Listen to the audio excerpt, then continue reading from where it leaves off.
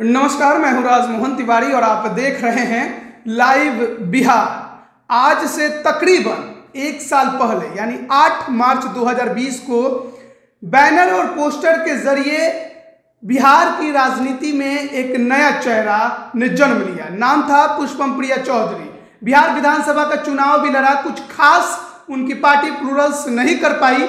उसके बाद लगा कि शायद पुष्पम प्रिया चौधरी अब बिहार से एक बार फिर दूर लंदन चली जाएंगी और जो बिहार के युवा एक नए विकल्प के तलाश में शायद कभी थे, अब वो फिर से पुराने दलों पर ही भरोसा कर उन्हीं के साथ जाएंगे। लेकिन ऐसा कुछ होता नजर नहीं आया, क्योंकि बिहार में पुष्पम प्रिया चौधरी मौजूद हैं और लगातार नीतीश कुमार की कमियों और खामियों को अपने सोशल साइट्स पर उजागर करती रहती हैं। पुष्पम प्रिया चौधरी ने हाल में एक पोस्ट किया है, जरा पोस्ट पर गौर कीजिए। वो लिखती हैं 430 में 182 पद खाली। बीपीएससी पहले अपने कार्यालय में तो नियुक्ति कर ले, फिर तो बिहार के युवाओं की समय पर परीक्षा लेकर नौकरी दे पाएगा। माननीय मुख्यमंत्री नीतीश कुमार जी, लोक सेवा चयन आयोगों में सिर्फ टॉप लेवल पर कृपा पात्रों को ही इनाम मत दीजिए, सक्षम अधिकारी कर्मचारी भी दीजिए ताकि संवैधानिक संस्थाएं अपना काम कर सके। अब हम आपको थोड़ी जानकारी दे दें कि ये जो पुष्पम प्रिया चौधरी ने पोस्ट किया है वो बीपीएससी कार्यालय को लेकर किया है।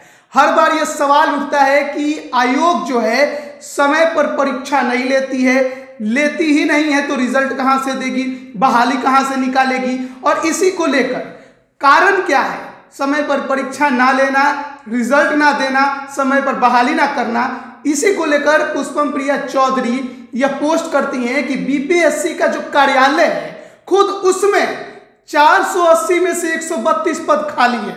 उन्होंने आरटीआई लगाकर शायद इसकी पूरी जानकारी निकाली है, जिसमें यह साफ नजर आ रहा है कि आयोग में जो संख्या है कार्यरत अधिकारियों की, उसमें अध्यक्ष और सदस्यों को जोड़कर 7 है, जो कि पूर्ण रूप से मौजूद है। लेकिन इसके अलावा जो राजपत्रित पद हैं वो कुल 76 है, जिसमें महज 35 पर अधिकारी कार्यरत हैं, 41 खाली हैं।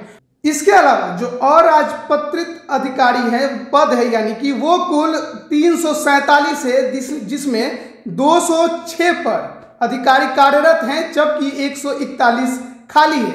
यानी कि 430 कुल पदों की संख्या बीपीएससी कार्यालय में 248 पर कार्यरत है, यानी पद जो है उस पर लोग काम कर रहे हैं, और 182 पद बीपीएससी कार्यालय में स्वयं खाली है।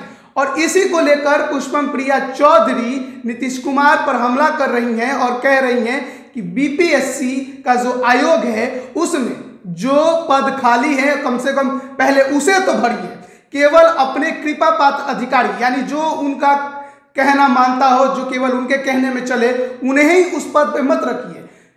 क्या होगा इससे कि जो संवैधानिक संस्थाएं हैं, जब उसमें अधिकारी ही सक्षम और ईमानदार अधिकारी काम करने वाला नहीं होगा तो काम कहां से होंगे, संवैधानिक संस्थाएं अपना काम कहां से करेंगी। और इसी को लेकर हमला कर रही है पुष्पम प्रिया चौधरी कि अगर आप चाहते हैं कि बहाली समय पर हो, रिजल्ट समय पर आए, एग्जाम समय पर हो, तो बीपीएससी का जो कार्यालय है पहले उसमें सभी पदों पर नियुक्ति जल्द से जल्द और ईमानदार और सक्षम अधिकारियों की जाए।